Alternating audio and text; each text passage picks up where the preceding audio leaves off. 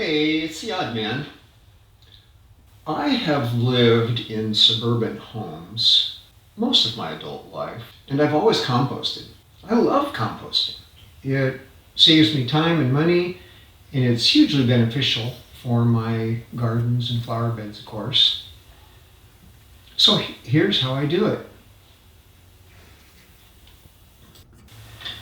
First, of course, you need a place to compost and the tools.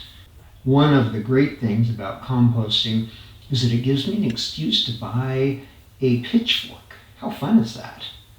And when I set up my compost bins, they're just simple T's that I pile the compost into the corners. The compost piles should probably be 4x4x4, but it's really not critical. I think you'll find that's one of the secrets, that it will work no matter what you do. You can see that I've created 4 bins to do my composting in.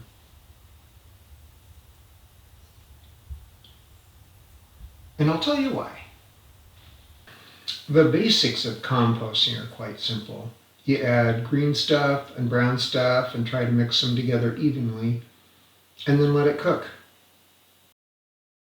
In a suburban yard, that means grass clippings in the spring and leaves in the fall, which clearly creates a timing problem, because that is probably the biggest issue with composting in a suburban environment. So you're adding your weeds and your grass clippings, leaves and stuff to that during the course of the year in order to create a pile that is done building but ready to cook.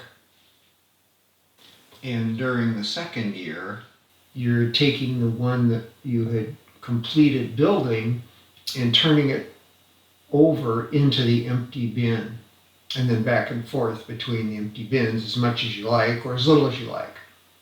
That's why you need 3 bins. And I'll talk in a minute about the 4th bin. So really, the only way to deal with the timing issue of leaves in the fall and grass in the spring is to stockpile stuff. It works best if you can stockpile the leaves in the fall and then mix them in with your grass clippings in the spring.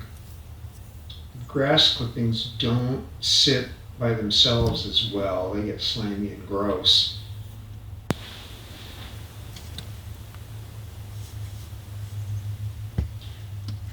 I usually get a big load from ChipDrop every year that I use instead of bark dust.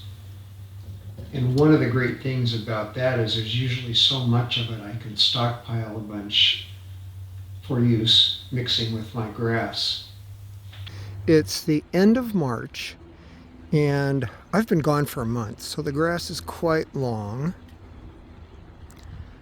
So to get the compost cooking, what I'm doing is I'm doing a couple loads, a couple bags out of the lawnmower, and then throwing on the stuff that's all leaves from last fall.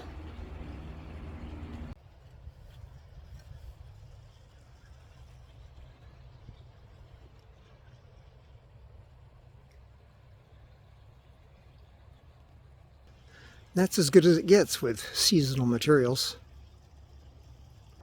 I had a ChipDrop recently, which is really handy in the springtime, because the problem is the opposite it is in the fall. At this point I have too much green stuff, too much grass, and I can mix it with the chips to even it out and make better compost.